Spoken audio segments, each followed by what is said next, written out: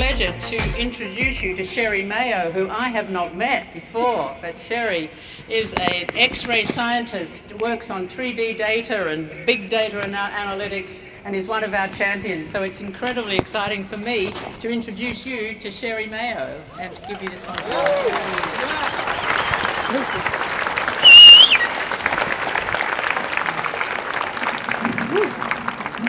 So, can you hear me okay?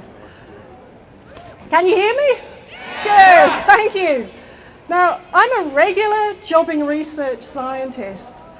I'm a research scientist, I'm a member of the CSIRO Staff Association, and I've been fortunate enough to follow my childhood love for science and make it my career.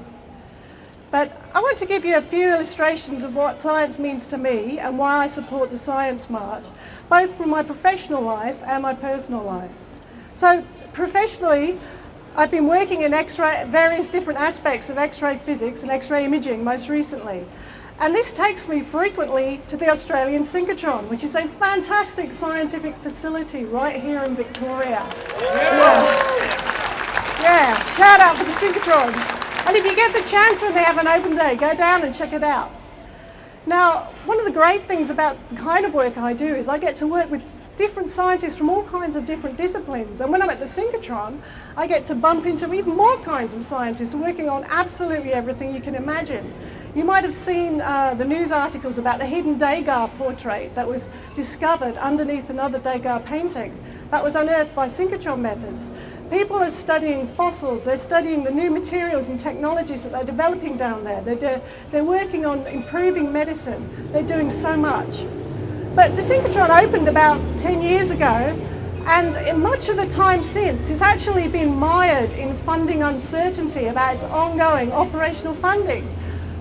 And that's meant that the synchrotron, which has the potential for 20 to 30 beamlines, only has 9 or 10, and hasn't been able to live up to the full potential of that investment. Now, I'm very happy to observe that in the last year, the federal government has established stable funding for the synchrotron. But the loss of opportunity to grow the synchrotron to the full potential in the meantime just illustrates why stable funding is important. Now, I'm going to take off my scientist hat for a moment and speak to you as a member of the community and as a mum. Science has had a very personal impact on my life. Let me just explain how. About a year ago, shortly after her 16th birthday, my daughter, Rachel, was struck with partial blindness. It lasted for about 2 months. And after lots of MRIs and worries, the doctor said, well, we think she's got multiple sclerosis, MS, and that's been confirmed. Now, we were devastated, as any parents would be. But something that the doctors were at great pains to point out, and also friends and colleagues who had relatives with MS, they all said, don't despair.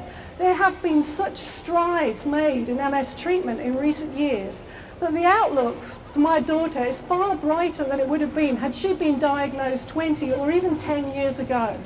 So that's how science has touched me as a member of the community and a parent, and I'm sure there are similar stories across this crowd.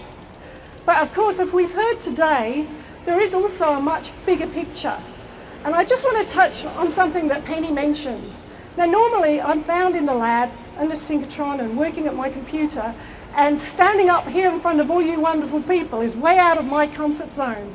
But strangely enough, I was doing the same thing almost a year ago with Penny as we were fighting to save climate science in CSIRO.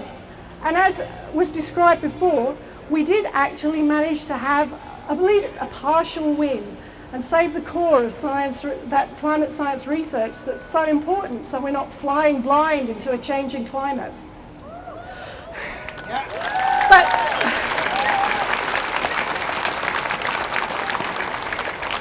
the lesson I want to draw from that is that that's why days like today are important. People came together.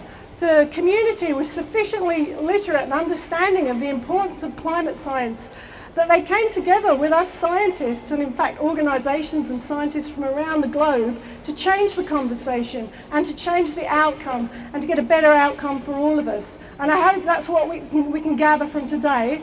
Long may it continue. Thank you.